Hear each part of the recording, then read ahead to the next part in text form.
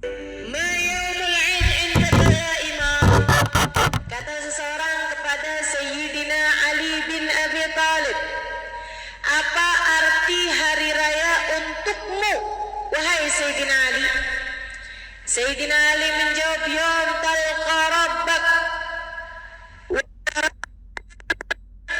hari di mana engkau berjumpa dengan Allah sedangkan Allah ridha kepadamu. Hari raya yang sesungguhnya adalah hari di mana kematian datang menjemput kita sedangkan Allah ridha kepada kita. Kalau hari raya yang kayak begini nih, hari Idul Fitri, hari Idul Adha, ada hari-hari raya yang lain nih. Hari raya hari lahirnya Nabi Muhammad, hari raya Isra Mi'raj, kan begitu ya? Walaupun yang diperintahkan sholat sunnah secara khusus, sholat sunnah hari raya itu hanya hari raya Idul Fitri dan hari raya Idul Adha. Tapi dalam Islam ada banyak hari-hari raya yang artinya adalah ada banyak hari-hari di mana kita dianjurkan untuk berbahagia, untuk bersukacita di hari-hari tersebut. Akan tetapi sejatinya hari raya adalah hari di mana saat datang kematianmu, kamu keluar dari atas muka bumi ini dalam keadaan menang, dalam keadaan juara, dalam keadaan berbekal iman Islam, dalam keadaan berbekal cinta, dalam keadaan membawa keridhaan Allah Subhanahu wa taala, dalam keadaan husnul khatimah.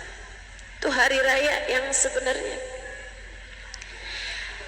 Dan saya berharap semoga semua yang hadir di tempat ini mendapatkan hari raya tersebut.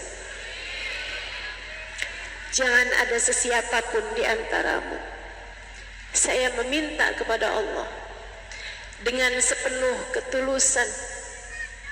Saya meminta kepada Allah Subhanahu wa taala, ya Allah, semua yang hadir di majelis ini, ya Allah, saat datang kematiannya, matikan semuanya dalam keadaan beriman, dalam keadaan membawa Islam, dalam keadaan membawa cinta kepadamu, dalam keadaan membawa cinta kepada Nabi Muhammad, dalam keadaan husnul khatimah,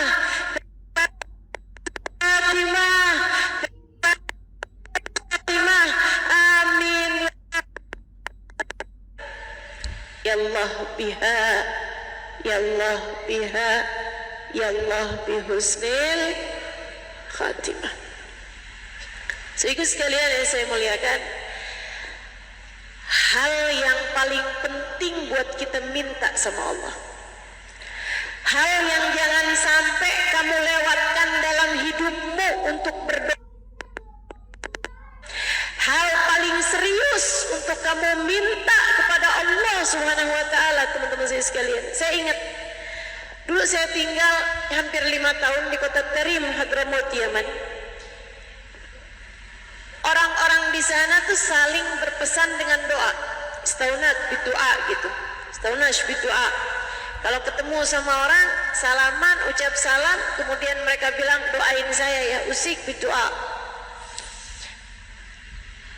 Saya pesan sama kamu, saya minta kamu doain saya. Saya seringkali penasaran karena memang pengen banyak belajar. Jadi saya sering tanya sama mereka, kalau keadaannya memungkinkan, kalau ada orang pesan sama saya, istaunat bidu'a gitu, saya akan tanya, apa yang harus saya doakan untukmu? Apa yang harus saya doakan untukmu? Baik, teman-teman saya sekalian, saya tanyakan kepada sebagian orang yang meminta atau berpesan kepada saya untuk mendoakan dia, saya bilang, saya mesti doain apa buat kamu? Dan hampir semuanya ketika saya bertanya seperti itu, mereka bilang, di Idzaili bihusnil. Doakan saya biar matinya husnul khotimah. Hal yang sangat berbeda dengan yang saya dapati ketika saya di Indonesia. Kalau ada orang gitu kan, Ustazah doain ya. Doa apa nih? Doain biar sehat. Halo teman-teman, di rumah Anda banyak tikus gak? Pastinya sebel ya kalau di rumah kalian itu banyak sekali yang namanya tikus yang menggerogoti pakaian, menggerogoti lemari. Nah ini loh, tak kasih solusi, ada produk dari Rat Killer. Ini makanan buat tikus tapi ada racunnya. Dan ini kalau dimakan tikus, pastinya tikus itu mati di tempat, matinya mati kering, tidak berbau. Nah ini nggak ada salahnya kalian untuk mencoba produk dari Rat Killer ini. Belinya di keranjang kuning di bawah ini. Terima kasih.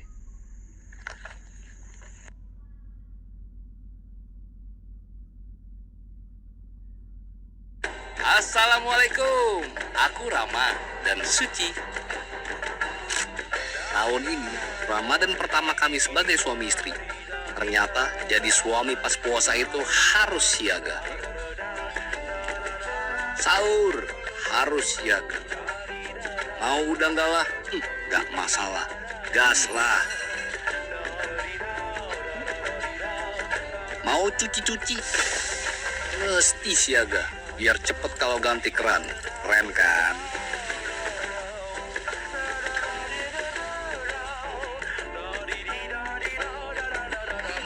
Lalu masukkan gula 2 sendok.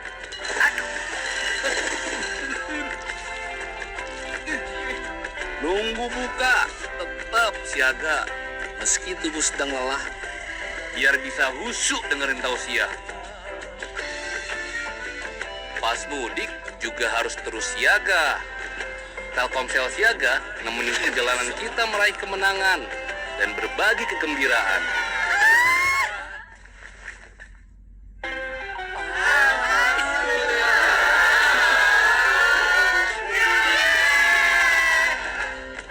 Alhamdulillah, Ramadan ini jadi yang terbaik buat kami. Semoga kalian juga ya. Amin.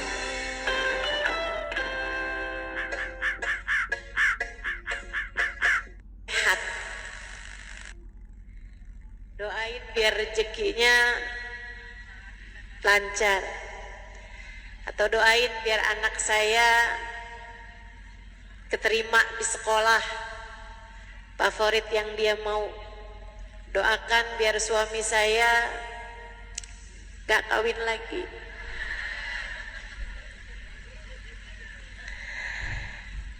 Ternyata umat Islam di negeri ini belum terlalu paham tentang apa yang prioritas untuk mereka berdoa.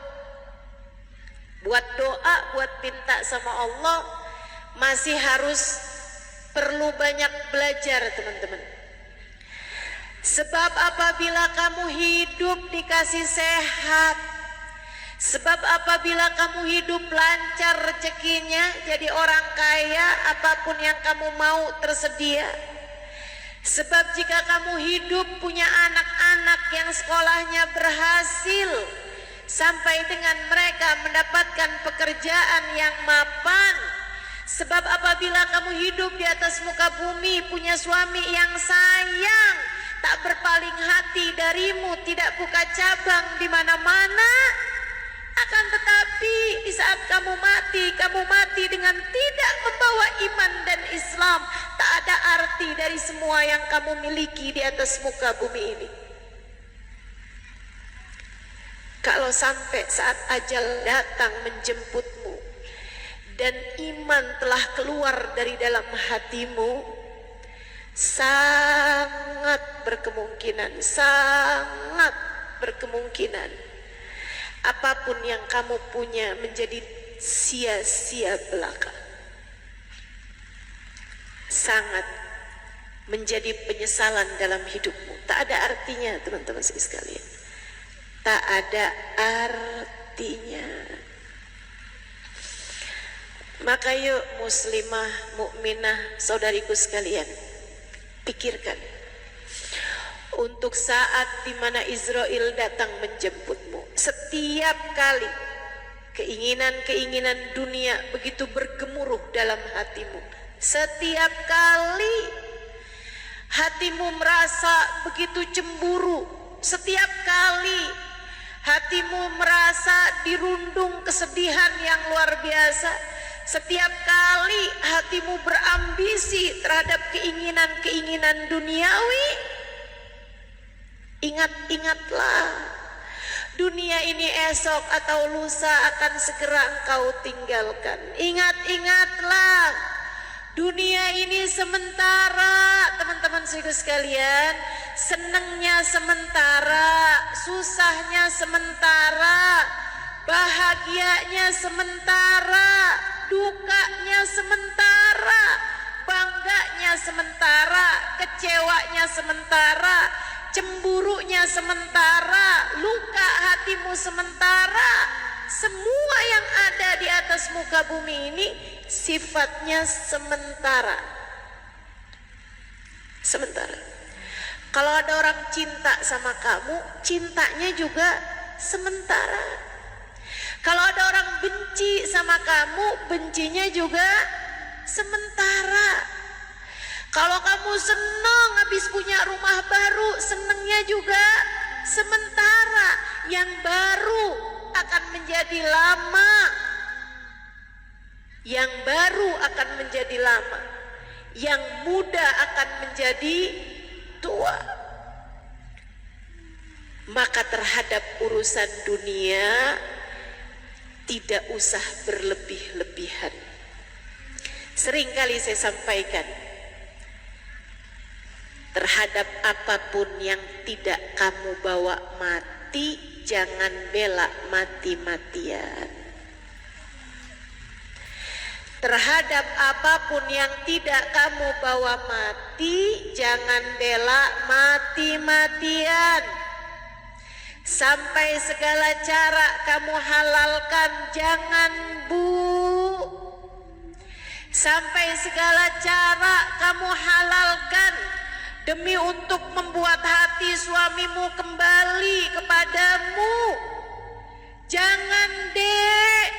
Sampai segala cara kamu halalkan untuk bisa mendapatkan cinta dari seorang laki-laki. Mohon maaf, sampai harga diri kamu gadaikan, sampai keperawanan kamu berikan. Jangan dek.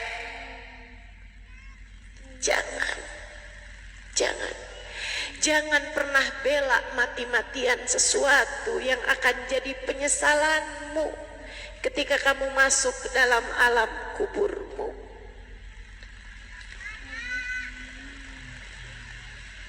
Mari belajar untuk menjadi hamba Allah yang soleha. Tiap kali diri dipengaruhi oleh perasaan-perasaan emosional, entah itu ambisi terhadap dunia, kepengen punya ini, kepengen punya itu, ingetin, wahai diri, kita bakal mati. Tiap kali perasaan hati dipenuhi dengan emosional cemburu kepada suamimu misalnya, ingetin diri, wahai hati, kita bakal mati. Ketika hati merasa putus asa atas hajat yang tidak diijabah Allah Ta'ala, ingetin, wahai diri, kita bakal mati. Terhadap berbagai macam urusan di atas muka bumi ini, ingetin terus hatimu bahwasanya satu hari nanti kita akan berjumpa Allah Subhanahu wa Ta'ala. Masalahnya bukan kapan, masalahnya bukan di mana, nggak seberapa penting waktunya, nggak seberapa penting tempatnya.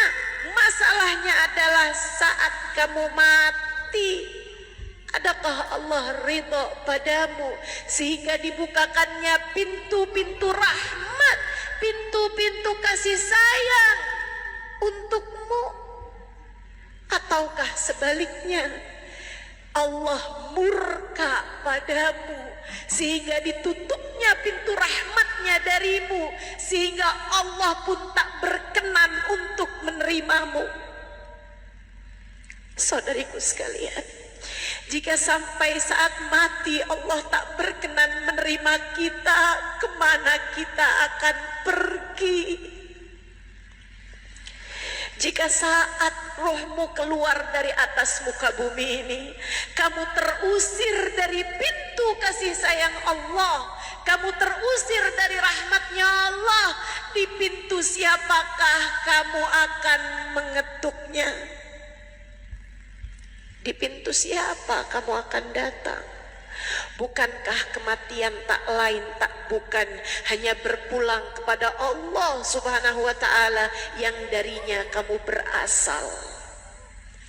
Bukankah kematian adalah makna dari inna lillahi wa inna ilaihi raji'un? Kita semua milik Allah, dan kita hanya akan kembali kepada Allah. Kita hanya kembali kepada Allah. Kita hanya berpulang kepada Allah. Saat kamu mati, kamu pulang kepada Allah. Saat kamu mati, kamu kembali kepada Allah. Kalau kamu diusir dari pintunya Allah, kemana kamu akan pergi?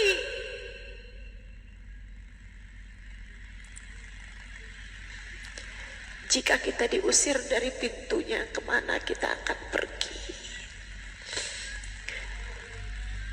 Ibu-ibu, kakak-kakak, adik-adik, anak-anakku sayang, mari sedari sekarang kita memantaskan diri agar di saat kita pulang, Allah berkenan menerima kita dengan penuh keridhaan. Mari di sisa hidup kita, yang entah apakah tersisa setahun, 2 tahun, 10, 20 tahun, atau bahkan sebulan, 2 bulan, kita nggak tahu berapa sisanya. Mari membuat diri layak untuk menjadi seseorang yang Allah Subhanahu wa ta'ala mencintai kita dan berkenan menyambut kita dengan penuh kasih sayang. Sebab saat kematian akan menjadi salah satu dari 2 hari bagimu. Adakah ia menjadi hari raya, ataukah ia jadi hari paling menderita bagimu? Adakah ia menjadi saat pesta, ataukah ia menjadi saat duka?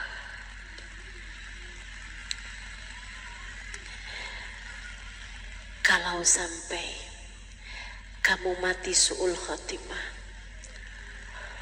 mau minta tolong sama siapa? Kalau sampai iman tercerabut dari dalam hatimu di saat-saat kematianmu, kamu mau berharap dari siapa? Kalau sampai Allah meninggalkanmu di saat kematianmu, siapa lagi yang bisa kamu harap? Saudariku sekalian, tak ada sesiapa, tak ada sesiapa. Karenanya dalam sisa hidupmu jangan pernah tinggalkan Allah.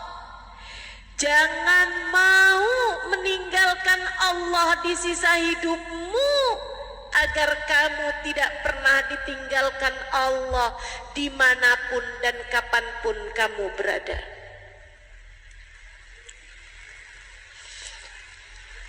Saat kematian, saudaraku sekalian saya muliakan, ada banyak hamba-hamba Allah Subhanahu wa ta'ala yang saat kematiannya adalah saat pesta baginya. Sebaliknya ada banyak orang-orang yang saat kematiannya adalah saat paling mengerikan dalam kehidupannya. Saudariku sekalian yang saya muliakan, orang-orang yang matinya su'ul khatimah, guru saya Sayyidil Habib Umar bin Hafid pernah bercerita.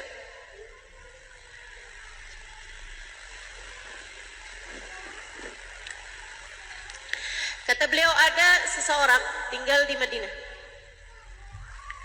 Dari sejak lahir sampai mati di Madinah. Hari-harinya di Masjid Nabawi. Sampai dengan dia tua, tinggalnya di Madinah. Kalau dia lagi ada di dalam kota, gak keluar kota, tiap waktu sholat, dia sholat di Masjid Nabawi. Subuh, duhur, asar, maghrib, isya. Subuh, duhur, asar, maghrib, isya. Gak telat. Nggak telat. Dia senang ada di Masjid Nabawi, dia senang salat berjamaah. Meninggal dunia di Masjid Nabawi, maksudnya meninggal dunia di kota Madinah, disolati di Masjid Nabawi, kemudian dikuburkan di Baqi'. Saudaraku sekalian, dikuburkan di Baqi'. Akan tetapi setiap kali jenazahnya dihadapkan ke arah kiblat, jenazahnya ngebalik, nggak mau ngadep arah kiblat. Dihadapin lagi ke arah kiblat, ngebalik lagi. Pelan-pelan dihadapin lagi ke arah kiblat, ngebalik lagi. Ganjel, diganjal pakai batu, ngebalik semua batu-batunya. Ganjel pakai kayu, ngebalik sama kayu-kayu. Diganjel pakai besi, balik mau besi-besinya. Ditanyakan kepada syekh pada zaman tersebut, dihadirkan. Ya syekh, ini begini keadaannya, gimana nih syekh? Kata syekhnya, ma'arada rabbuka illa bi'adha fakhallu. Allah emang maunya kayak begitu, udah biarin aja. Kita nggak bisa bikin apa-apa terhadap maunya Allah Subhanahu wa taala. Ini artinya apa ya syekh? Syekh tersebut menjawab, innahu laisa min ahlil kiblah. Artinya orang ini bukan termasuk dari ahli kiblat. Artinya orang ini bukan termasuk umat Nabi Muhammad. Artinya orang ini mati bukan termasuk di antara umat Islam. Disolatkan di Masjid Nabawi, dikuburkan di Baqi'. Kenapa Syekh sebabnya? Saya bilang kalau itu saya nggak tahu. Silakan tanyakan kepada keluarganya. Yang biasanya kenal sama orang kan yang paling dekat sama dia kan. Maka ditanyakanlah kepada istrinya dan anak-anaknya. Istrinya bilang, suami saya soleh. Suami saya sholat nggak tinggal, sedekah nggak kurang, haji umrah. Suami saya nggak kurang-kurang ngasih nafkah sama anak-anak. Suami saya nggak kurang-kurang ngasih nafkah kepada istri, penuh tanggung jawab. Suami saya nggak pernah ngerebut harta orang lain. Suami saya nggak berani terhadap yang haram-haram. Akan tetapi memang meskipun setiap hari sholat di Masjid Nabawi, tak pernah sekalipun dia datang berziarah ke makam Nabi Muhammad. Hatinya kosong dari rasa cinta kepada Nabi Muhammad. Dia lupa, dia tak sadar bahwasanya Masjid Nabawi tidak akan menjadi Masjid Nabawi kalau tidak karena Nabi.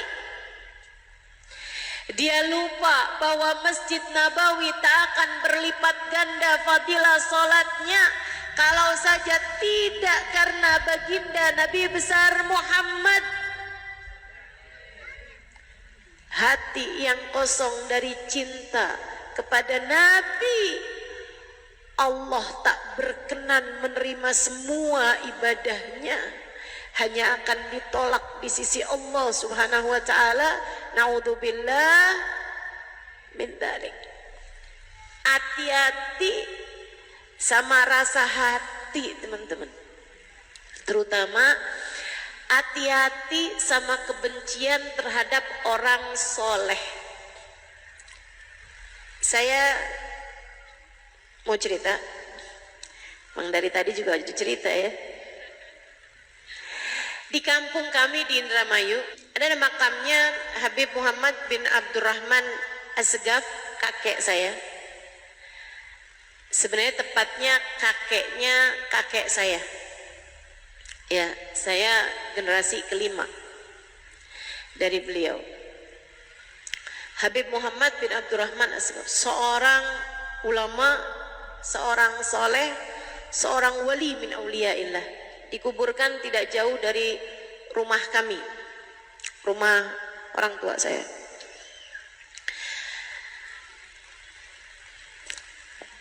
Makam beliau di masa saya kecil itu belum ada bangunannya, baru masih, seingat saya baru dipagerin aja. Yang ternyata yang magerin juga abah saya, karena kalau ada kucing lewat di atas kuburnya, kucingnya mati. Kalau ada ayam lewat di atas kuburnya, ayamnya mati besoknya. Akhirnya biar nyelamatin binatang-binatang nih, biar nggak pada mati gitu, sama abah dikasih pagar, kasih pagar, cuman pagar gitu aja, biar binatang nggak lompatin atau nggak lewat di atas kuburnya. Satu waktu masjid depan rumah, di masjid depan makam mau dilebarin. Dan kalau dilebarkan itu, kalau melebarnya ke kanan, itu jadi bentuknya nggak bagus gitu. Akhirnya mereka pamitan kepada abah saya dan kepada paman saya, abangnya umi saya, untuk dilebarkan ke depan, yang artinya dengan menggeser atau memindahkan makam. Jadi makam walinya mau dipindahin gitu. Makamnya Habib Muhammad bin Abdurrahman Asgaf. Mereka pun rapat memanggil abah saya dan paman saya. Mereka bilang, kita izin nih, makamnya ini mau dipindahkan ke pemakaman para habaib, karena di situ makamnya tuh sendirian juga gitu. Jadi mereka bilang mau kita pindahin aja lah makamnya dan makam di sekelilingnya, yang memang ada juga makam beberapa orang yang lain gitu. Tapi yang maksudnya makam yang didatengin, makam yang dianggap sebagai wali itu adalah makam beliau. Abah saya sebagaimana paman saya menjawab dengan jawaban yang sama, kami nggak berani. Urusan mawali ini bukan urusan kita, teman-teman. Wali ini kata Allah Subhanahu wa taala, wala tahsabanna alladziina qutilu fi sabilillahi amwata bal ahya'un 'inda rabbihim yurzaqun. Janganlah kalian sangka orang yang mati di jalan Allah, nah ini baru mati syahid aja udah mulia dan enggak mati di jalan Allah ini. Janganlah kalian sangka orang yang matinya di jalan Allah, para ulama, para syuhada itu mati, mereka hidup di sisi Allah dan diberi rezeki. Jadi abah dan paman saya bilang, kita nggak berani, kami nggak berani. Kami akan istikharah dulu. Biarkan yang di dalam makam memberikan jawaban, mau apa enggak dipindahin. Ibu-ibu kalau nempatin satu rumah, kita rumahnya memang udah betah di situ, mau dipindahin kan nggak seenak-enak itu juga ya Bu. Ini apalagi waliullah, kasih Allah gitu. Ada satu orang dari pengurus di masjid tersebut gitu, dengan bahasa merendahkan, dengan bahasa meremehkan, dia bilang kayak begini, Allah udah mati ini cungkil aja beres, udah mati ini cungkil aja beres gitu, dengan isyarat tangannya tuh kayak yang meremehkan sekali.